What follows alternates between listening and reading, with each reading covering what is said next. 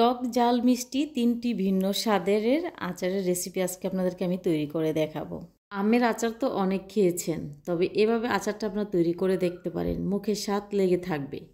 খোসাসহ টক ঝাল মিষ্টি এই আমের আচার রেসিপিটি আশা করছি আপনার ভালো লাগবে।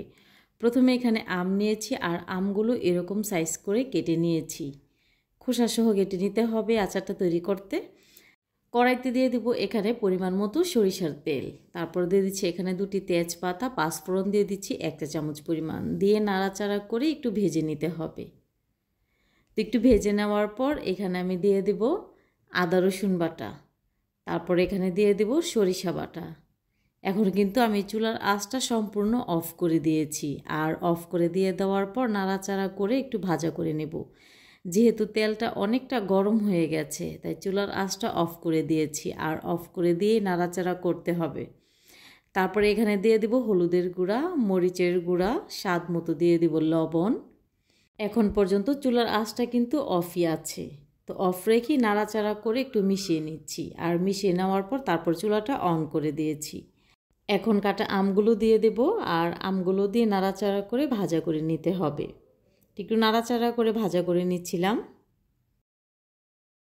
তো কিছুক্ষণ এরকম ভাজা করে নেওয়ার পর এখানে অ্যাড করছি খেজুরের গুড়। আপনারা খেজুরের গুড়ের পরিবর্তে এই আচারটা শুধুমাত্র চিনি দিয়েও করতে পারেন। তারপর এখানে অ্যাড করছি চিনি। সম্পূর্ণ চিনিটা আমি প্রথমে দেইনি, অল্প অল্প করে পরে আবার চিনিটা মিষ্টিটা বুঝে দেব।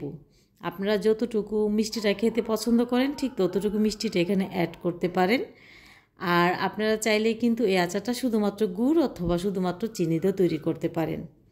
তবে আমটা কতটুকু মিষ্টি ওটার উপরে ডিপেন্ড করে ঠিক কতটুকু চিনি লাগবে। যখন গুড়টা সম্পূর্ণ গলে যাবে তখন এখানে অ্যাড করেছি সাদা ভিনেগার, আর ভিনেগারটা দিয়ে নাড়াচাড়া করে আবারও খুব ভালো করে মিশিয়ে নিচ্ছি। এখন যেহেতু আমের সিজন, অনেকে অনেক রকমের আচার তৈরি করছেন, তবে এরকম আচারটা আপনারা তৈরি করে দেখতে পারেন। বছর জুড়ে সংরক্ষণ করে খেতে পারবেন কোনো প্রকার রোদে দেওয়ার ঝামেলা ছাড়াই। তবে তেলের পরিমাণটা একটু বাড়িয়ে দিতে হবে। তো নাড়াচাড়া করে আচারটা সম্পূর্ণ সিদ্ধ করে নিচ্ছি। তো এরই মাঝে কিন্তু আমটা অনেকটা সিদ্ধ হয়ে গেছে, আর নাড়াচাড়া করে নিচ্ছি, তারপরে কিন্তু আমগুলো কিন্তু গলে যাচ্ছে না। তো আচারটা যখন সম্পূর্ণ রেডি হয়ে গেছে তখন চুলার আঁচটা অফ করে দিয়েছি, আর অফ করে দেওয়ার পর দিয়েছি 5 ফোড়নের গুঁড়া, দিয়ে দিচ্ছি চিলি ফ্লেক্স, দিয়ে নাড়াচাড়া করে খুব ভালো করে মিশিয়ে নিচ্ছি। আমি কিন্তু এখন আর চুলার আঁচ অন করব না, আমার আচারটা কিন্তু সম্পূর্ণ রেডি হয়ে গেছে। এভাবে আচার তৈরি করে আপনারা দেখবেন খেতে কেমন লাগে, তারপর আমাকে কমেন্ট করে জানাবেন খেতে ঠিক কেমন হয়েছে। এভাবে আচারটা আপনারা তৈরি করে দেখতে পারেন, খেতে কেমন হবে। অল্প তেলে মুখরোচক এই আচারটা আজকে আপনাদেরকে আমি তৈরি করে দেখাবো, আর তৈরি করা খুবই সহজ আর খেতেও অনেকটা লোভনীয়। প্রথমে এখানে নিয়েছি আম, আর আমগুলো একটু বড় সাইজ মতো নিয়েছি। তারপর খোসাটা খুব ভালো করে ছাড়িয়ে নিয়েছি যেন কোনো প্রকার সবুজ অংশ না থাকে। তারপর এরকম সাইজ করে আমগুলো কেটে নিয়েছি। তারপর আমগুলো খুব ভালো করে ধুয়ে পানিটা ঝরিয়ে নিয়েছি। হলুদের গুঁড়া, মরিচের গুঁড়া, দিয়ে দিচ্ছি লবণ, দিয়ে সবগুলো উপকরণ একটু ভালো করে মাখিয়ে নিতে হবে। খুব ভালো করে মাখিয়ে নিতে হবে যেন আমের সাথে মশলাটা খুব ভালোভাবে লেগে যায়। যখন এরকম ভালো করে মাখিয়ে নেওয়া হয়ে যাবে তখন আমি রোদে দিয়ে দেব। আর রোদে দিয়ে দেওয়ার পর আমি 1 ঘন্টার মতো রেখেছিলাম রোদে। তারপর আচারটা এখন তৈরি করে নেব। কড়াইতে দিয়ে দিচ্ছি 1 কাপ পরিমাণে সরিষার তেল, তারপরে দিয়েছি তেজপাতা, দারচিনি, আর দেব থেতো করা রসুন কুচি। রসুনটা কিছুক্ষণ ভাজার প্রয়োজন নেই। রসুনটা দিয়ে দেওয়ার পরে একটু ভাজা করে নেওয়ার পর আমগুলো দিয়ে দিচ্ছি। তেলের মধ্যে আমটা খুব ভালো করে ভাজা করে নিতে হবে। আমি আগে থেকে হলুদ সরিষাটা বেটে রেখেছিলাম, তো এই সরিষা বাটাটা ছিল 1/3 কাপ পরিমাণ। তো প্রথমে অর্ধেকটা সরিষা বাটা দিয়ে দিচ্ছি, দিয়ে আমের সাথে নাড়াচাড়া করে মিশিয়ে নিচ্ছি।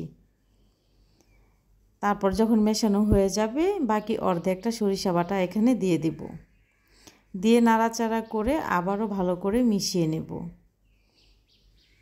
যেন আমের সাথে সরিষা বাটাটাও ভাজা হয়ে যায়। স্বাদ মতো এখানে অ্যাড করছি চিনি। চিনিটা আপনারা আপনাদের স্বাদ মতো দিবেন, যেহেতু অনেকটা সময় আম দেখা যায় বেশি টক হয় বা আমটা বেশি মিষ্টি হয়, বা আপনারা কতটুকু মিষ্টি খেতে চান ওটা চিন্তা করে এখানে চিনিটা অ্যাড করতে পারেন। তো চিনি থেকে কিন্তু অনেকটা পানি উঠে এসেছে, তো এরই মাঝে কিন্তু এখানে আমি সাদা ভিনেগার দিয়েছিলাম আধা কাপের মতো। তো ওই ভিডিওটা আমার স্কিপ হয়ে গেছে, আমি আন্তরিকভাবে দুঃখিত। আর দিয়ে দিচ্ছি এখানে টালা জিরে গুঁড়া, বিট লবণ, চিলি ফ্লেক্স দিয়ে নাড়াচাড়া করে একটু মিশিয়ে নিচ্ছি। লবণ এবং চিনিটা আপনাদের স্বাদ মতো এখানে অ্যাড করতে পারেন। তারপর নাড়াচাড়া করে নিচ্ছি, আলতো হাতে নাড়াচাড়া করে নিতে হবে, যেহেতু আমটা সম্পূর্ণ সিদ্ধ হয়ে গেছে, তাই যেন গলে না যায়। যখন সম্পূর্ণ আচারটা রেডি হয়ে যাবে তখন এখানে অ্যাড করছি পাঁচফোড়নের গুঁড়া দিয়ে আবারও আলতো হাতে নাড়াচাড়া করে ভালো করে মিশিয়ে নিচ্ছি। এই আচারটা যদি আপনি এক জালে তৈরি করেন সেই ক্ষেত্রে আচারটা রোদে দিতে হবে। আর আপনি যদি দ্বিতীয় দিন এই আচারটা জাল করে নেন তাহলে কিন্তু এই আচারটা রোদে দেওয়ার কোনো প্রয়োজন নেই। আমি এই আচারটা দ্বিতীয় দিনও জাল করে নিয়েছিলাম, সে কারণে আমার আর এই আচারটা রোদে দেওয়ার প্রয়োজন হবে না। তো এই আচারটা আমি সরাসরি বয়েমে ভরে দেব যখন ঠান্ডা হয়। তো আচারটা যখন ঠান্ডা হয়ে গেছে আপনারা দেখতে পাচ্ছেন যে আচারটা মাশাআল্লাহ অনেকটা লোভনীয় হয়েছে। এই আচার ডাল ভাতের সাথে, খিচুড়ি, পোলাও যে কোনো কিছুর সাথে খাওয়া যায় আর সংরক্ষণ করে রাখতে পারবেন দীর্ঘদিন। এভাবে করে আচারটা আপনারা তৈরি করে নিতে পারেন, খেতে ভালো লাগবে। কোনো রকম রোদে দেওয়ার ঝামেলা ছাড়াই এবং তেল ছাড়া এই আচারটি তৈরি করা যায়। আর তৈরি করা খুবই সহজ আর খেতেও দারুণ লাগে।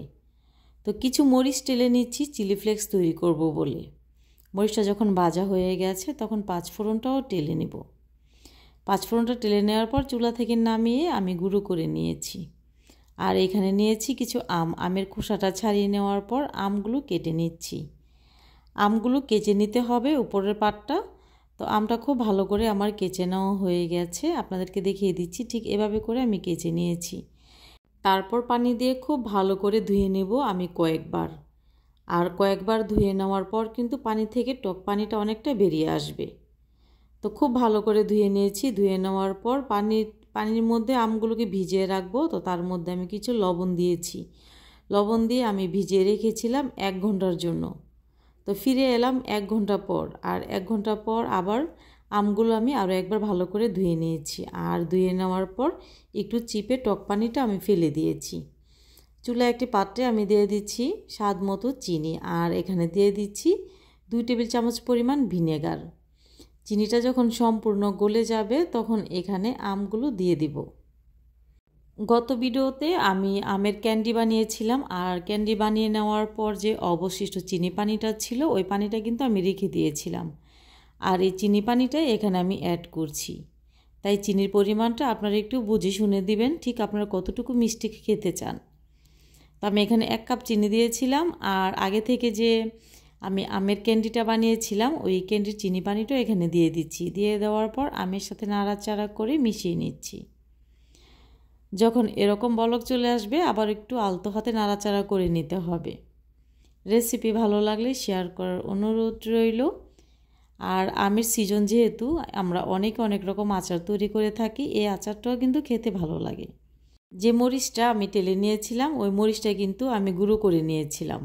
আর ওখান থেকে 1 চা চামচ পরিমাণ দিয়ে দিচ্ছি মরিচের গুঁড়া বা চিলি ফ্লেক্স দিয়ে নাড়াচাড়া করে একটু আলতো হাতে মিশিয়ে নিচ্ছিলাম।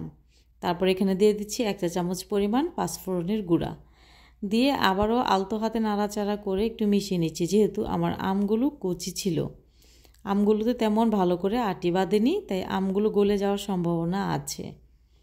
তো নাড়াচাড়া করে আমি খুব ভালো করে রান্না করে নিয়েছি। নেওয়ার পর চুলার আঁচটা অফ করে দিয়েছি। দেওয়ার পর এভাবে করে আমি ঠান্ডা হওয়া পর্যন্ত অপেক্ষা করছিলাম। মাশাআল্লাহ দেখতে পাচ্ছেন যে আচারের রঙটা ঠিক কতটা সুন্দর এসেছে।